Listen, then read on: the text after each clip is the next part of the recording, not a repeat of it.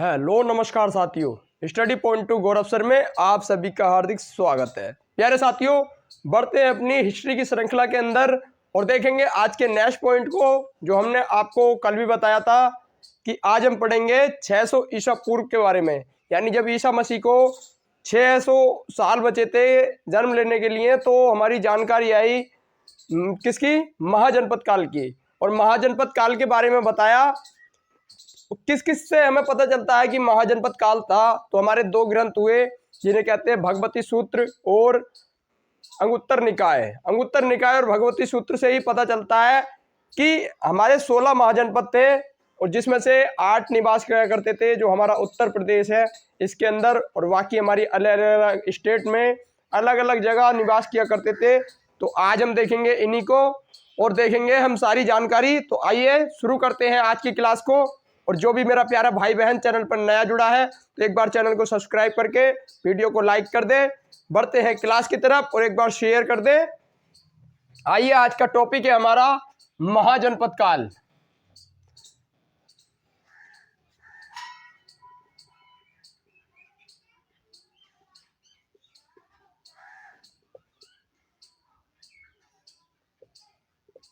महाजनपद काल, और ये हमारा कब का है? तो ये हमारा 600 बीसी, 600 बीसी बिफोर क्राइस्ट। यानी जब ईसा मसीह को जन्म लेने के लिए 600 साल बचे थे, तब हमारी उस समय की बात है। और इसी में पता चला कि हमारे महाजनपद काल में महाजनपद कितने हुए? तो ये हमारे 16 महाजनपद हुए। और इस चीज़ की हमें, इस काल के बारे में जो जानकारी मिलती है, हमें 2 ग्रंथों से मिलती है। और ये 2 ग्रंथ हमारे पास जो कौन कौन से थे? तो 2 ग्रंथ हमारे थे जो मैंने आपको अभी बताया। एक था भगवती सूत्र, भगवती सूत्र, और दूसरा था अंगुत्तर निकाय।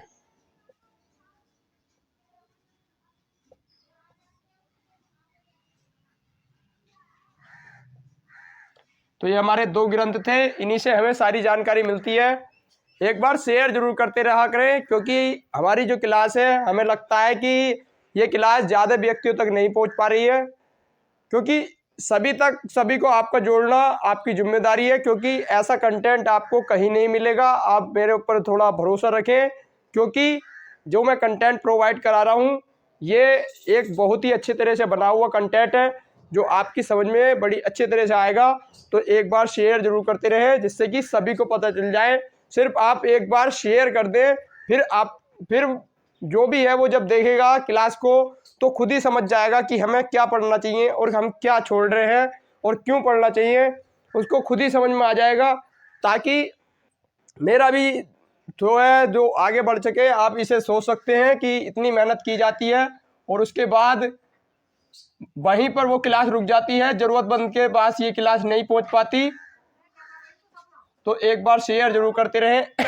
आइए, ये हमारे 2 ग्रंथ हैं और इन्हीं ग्रंथों से हमें पता चलता है किसके? महाजनपद काल के बारे में। तो आइए एक एक करके हम सभी जनपदों को, महाजनपद काल को लिख लेते हैं। हमारे 16 महान जनपद हुए, इन्हीं को हम लिख के चलेंगे और इन्हीं की हम हाथों हाथ राजधानियां भी लिख के चलेंगे। तो एक बार देख लें। आइए इन्हें देख लेते हैं, हम इन सभी राजधानियों को भी देख लेते हैं। आइए शुरू करते हैं। आया एक, जैसे कि हमारा आता अंग। अंग की राजधानी क्या थी? अंग की राजधानी थी चंपानगरी।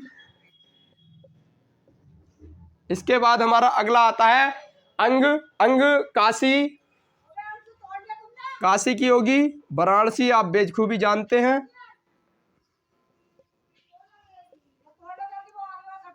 काशी, वाराणसी। इसके बाद आता है मगध। मगध जो था हमारा, ये सबसे बड़ा महाजनपद है। अगर आपसे पूछा जाए कि सबसे बड़ा जनपद कौन सा था, तो मगध। और मगध की राजधानी जब सबसे बड़ा था, तो इसकी राजधानी भी एक नहीं होगी बल्कि 2 राजधानियां होंगी। एक इसकी पहली राजधानी हुई जिसे कहते हैं राजगृह, या इसका ही नाम था गिरिब्रज, आप लिख लेना। और दूसरा हमारी इसी की राजधानी बनी, जिसे कहते हैं पाटलिपुत्र। पाटलिपुत्र। कोई मुझे कमेंट में कमेंट करके बताए कि पाटलिपुत्र का पुराना नाम क्या था? पाटलिपुत्र का पुराना नाम क्या था? इसके बाद हमारा नेक्स्ट महाजनपद आता है जिसे हम कहते हैं गांधार। गांधार, गांधार महाजनपद की राजधानी क्या थी? तो गांधार महाजनपद की राजधानी थी जिसे कहते हैं तक्षशिला।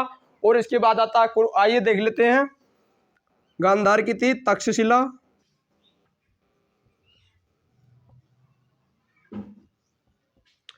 तक्षशिला, इसके बाद आता है जिसे कहते हैं कुरु। कुरु की राजधानी थी इंद्रप्रस्थ।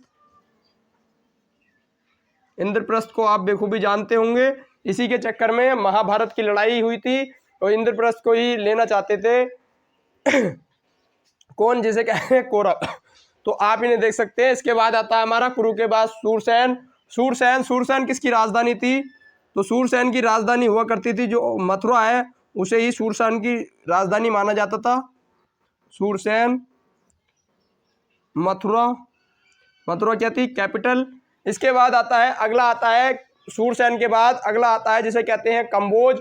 और कंबोज की राजधानी क्या हुआ करती थी? तो कंबोज की दो राजधानी थी जिसे कहते हैं राजापुर और एक थी हाटक। कंबोज की आप लिख सकते हैं कंबोज की राजधानी थी, एक थी राजापुर और दूसरी थी हाटक। ये दो राजधानियां थी इसकी। इसके बाद हमारे पास नेक्स्ट महाजनपद आया, और नेक्स्ट महाजनपद आया जिसे कहते हैं हम कौशल। और कौशल की भी दो राजधानियां हुई जिसे कहते हैं, एक तो थी अयोध्या और एक थी श्रावस्ती। तो आइए देख लेते हैं इसे भी। कौशल महाजनपद की दो राजधानियां थी, एक थी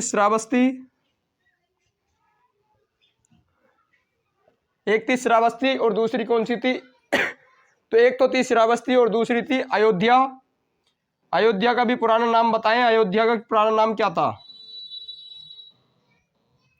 तो इसका आप पुराना नाम लिख सकते हैं, इसका नाम था कुसुमपुरा। लेकिन इसका आपको कमेंट में कमेंट करना होगा कि इसका पुराना नाम क्या था। इसके बाद नेक्स्ट महाजनपद आया, और नेक्स्ट महाजनपद हमारे पास कौन सा आया?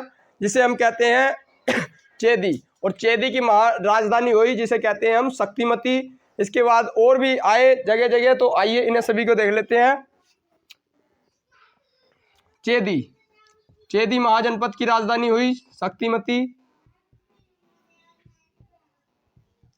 चेदी की राजधानी हुई शक्तिमती। इसके बाद आता है जिसे कहते हैं हम चेदी, और उसके बाद आया जिसे कहते हैं हम बज्जी। बज्जी की राजधानी दो थी, एक थी विधे, एक थी मिथिला। विधे, मिथिला, ये दो राजधानी किसकी हुआ करती थी?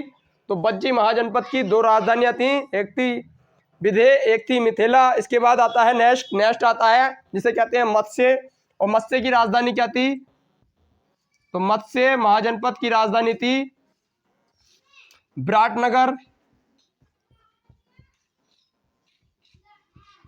विराटनगर। आप पेशेंस रखें, मैं इन्हें अभी याद कराने की कोशिश करूंगा जितना हो सकता है। आपको इन्हें भूलना नहीं है, मैं अभी याद कराऊंगा। अभी पहले एक बार लिख लें, मैं आपको सारी लिखवा के एक बार अभी याद कराऊंगा, क्योंकि आज की क्लास का हमारा टॉपिक यही है। तो मैं सिर्फ आपको इसमें खाली लिखवाऊंगा नहीं, सिर्फ आपको याद भी कराना है। इसके बाद आता है वत्स। और वत्स की राजधानी क्या हुई?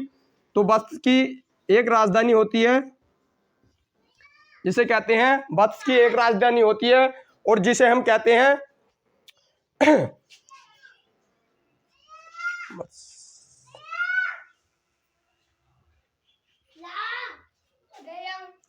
वत्स की राजधानी लें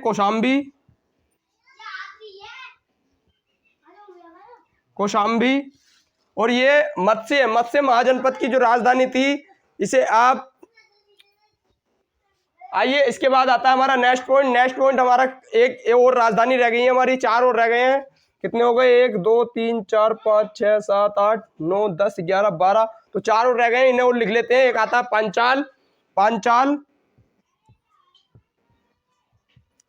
पांचाल, इसकी थी अहिछत्र, जल्दी जल्दी लिख लें।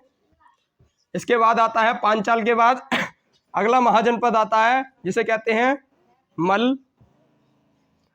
मल्ल की राजधानी थी कुशीनगर, या इसे ही कुशीनारा भी कहा जाता था। इसके बाद नेक्स्ट आता है इसके बाद जिसे हम कहते हैं अस्मक। अस्मक, या पहले आप इसे लिख लें अवंती। अवंती की राजधानी क्या थी? उज्जैन। अवंती की राजधानी थी जो उज्जैन है, उसकी उसे ही कहा जाता था अवंती, उज्जैन। अवंती की राजधानी थी। और लास्ट में हमारा आता है जिसे कहते हैं अस्मक। और अस्मक इंपोर्टेंट है, काफी एग्जामों में पूछा गया है। क्यों पूछा गया है? क्योंकि एकमात्र आपसे पूछा जाएगा एकमात्र महाजनपद जो दक्षिण में स्थित है वो कौन सा है? तो वो हमारा कौन सा होता है? जिसे कहते हैं अस्मक। और अस्मक की राजधानी थी पोटन। तो आप इसे लिख सकते हैं एकमात्र दक्षिण में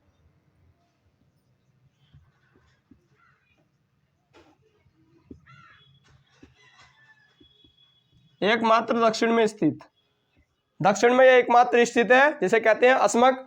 और ये हो चुके हैं हमारे 16 महाजनपद। तो आइए एक बार इन्हें के याद कर सकते हैं हम तो हम इसे याद करेंगे क्योंकि आज की हमारी क्लास का टॉपिक ये है महाजनपद काल। और महाजनपद काल से अगर आपका क्वेश्चन, अगर कोई भी राजधानी पूछी जाती है तो मैं नहीं चाहता आपकी वो राजधानी गलत हो जाए, तो उसे हम गलत होने भी नहीं देंगे, किसी भी हाल में हम गलत नहीं होने देंगे उसे।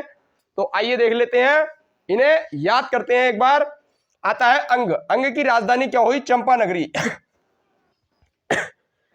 सिर्फ याद कराना है, ध्यान रखना है, कोई अपने ऊपर या किसी के ऊपर ना लेके जाए। अंग। अंग अगर किसी को देखेंगे, यानी आपने अगर ऐसे माने कि अगर आपने किसी लड़की को देखा और उसे क्या कहते हैं आप? उसके कुछ अंगों को देखकर क्या कहते हैं? चंपा। तो आप देख सकते हैं कि याद हो चुका होगा, बिल्कुल ही आसान है। किसी के अंगों को देखकर क्या कहते हैं? चंपा आ गई। क्या आ गई? चंपा। तो ये हमारा याद हो चुका है, अंग को देखकर चंपा यानी चंपा नगरी। इसके बाद काशी वाराणसी। ये आपको ऐसा तो कोई होगा नहीं जिसे ये नहीं पता होगा काशी वाराणसी, क्योंकि हमारी वाराणसी जो है हमारी सांस्कृतिक राजधानी है। मैंने आपको पोल लगवाया था अपने चैनल पर, उसमें भी मैंने आपको बताया है इन राजधानियों के बारे में। तो काशी की आप याद रखेंगे। इसके बाद आता है मगध। मगध की राजधानी हुई राजगीर और पाटलिपुत्र। मगध की राजधानी हुई पाटलिपुत्र और राजगीर। ये हमारी इसलिए इंपोर्टेंट हो जाती है क्योंकि मगध क्या था? ये सबसे बड़ा जनपद है, सबसे बड़ा महाजनपद माना जाता है। और हम हिस्ट्री में पढ़ेंगे ज्यादातर किसके बारे में? इसी के बारे में पढ़ेंगे क्योंकि हमारा ये इंपोर्टेंट हो जाता है। देखें, इसे याद कर सकते हैं हम मगध। मगध को क्या याद कर सकते हैं? मग को आप देखें जग। तो आप इसे ध्यान रखें, जग क्या होती है? तो आपने देखा होगा क्या होती है? रसोई गृह में। रसोई गृह में क्या होती है? जग।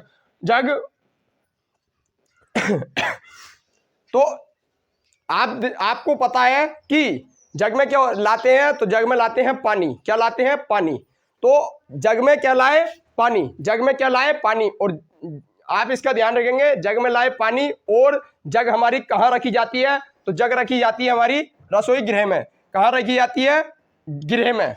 आप इसका ध्यान रखेंगे, गृह में जग रखी जाती है और उसमें क्या लाते हैं? पाटली से आप सुनेंगे तो पानी। और मैंने क्या बनाया था? मग का क्या बनाया था? जग। मग का क्या बनाया? जग। तो आप इसका ध्यान रखेंगे, ये आपको याद हो चुका होगा। एक दो बार अगर आप घुमाएंगे तो आपके याद हो जाएगा। दोबारा से वीडियो को देख लेना, 2 की स्पीड पर करके आपको समझ में आ जाएगा। इसके बाद आता है गांधार। गांधार की राजधानी हुई तक्षशिला। तो आप देखेंगे किस तरह से हम इसे याद करेंगे।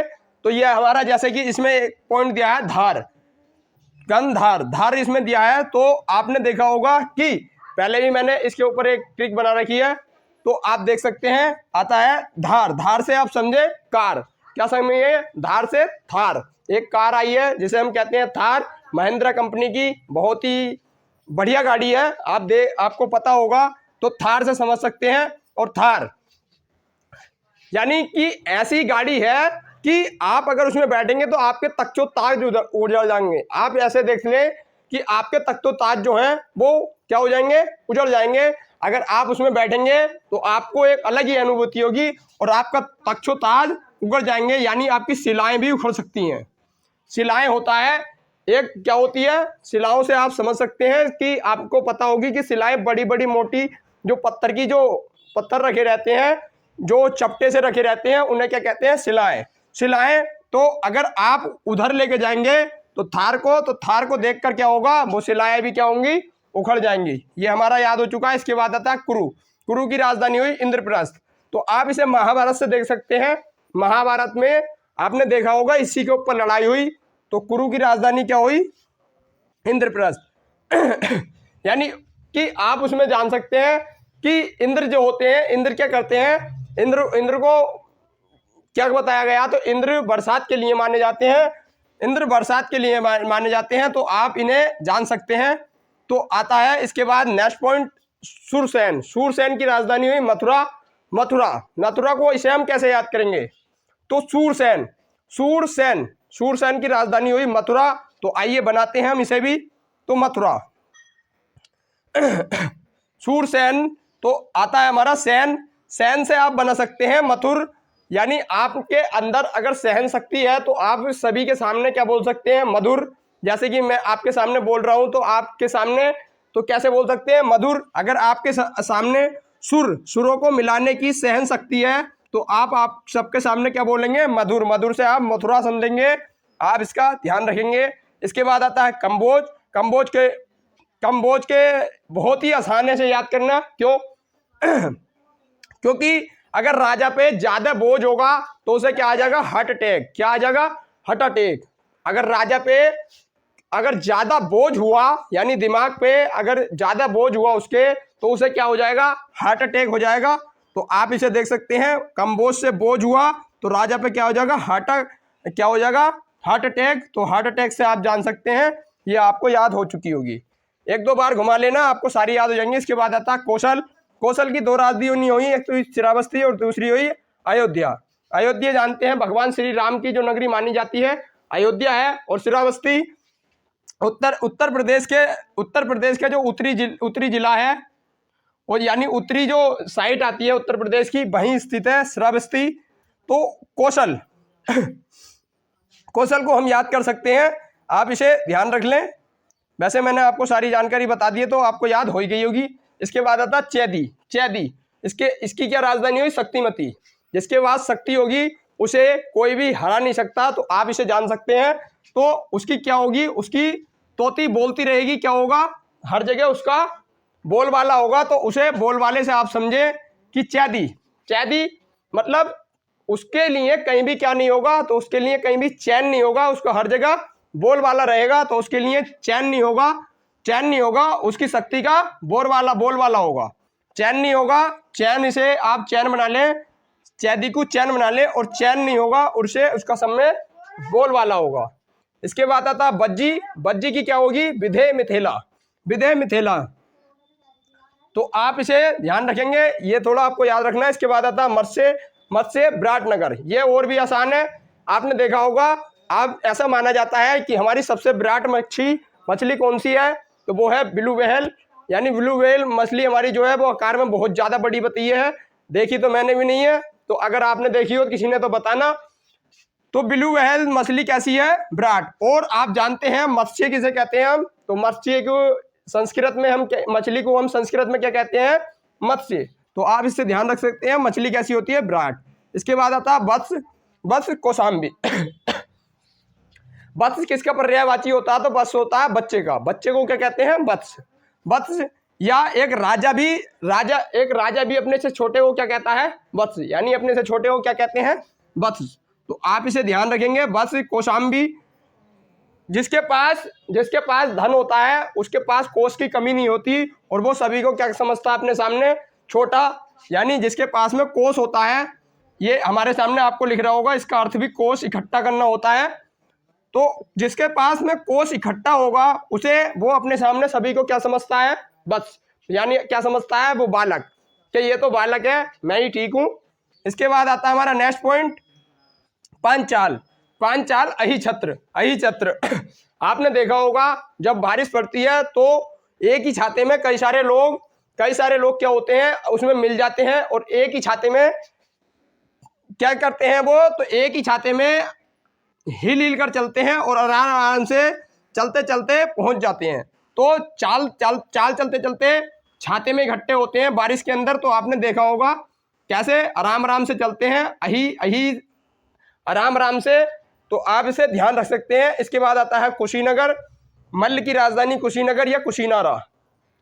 मल्ल, मल्ल आप जान सकते हैं कि यहीं पर हमारी क्या हुई जो हमारे गौतम बुद्ध थे इनकी मृत्यु हमारी कहाँ हुई है, तो इनकी मृत्यु हमारी 483 में गौतम बुद्ध की मृत्यु कुशीनगर उत्तर प्रदेश के अंदर हुई थी। तो यहाँ से ये हमारा इंपॉर्टेंट पॉइंट है, आप इसे ध्यान रखेंगे।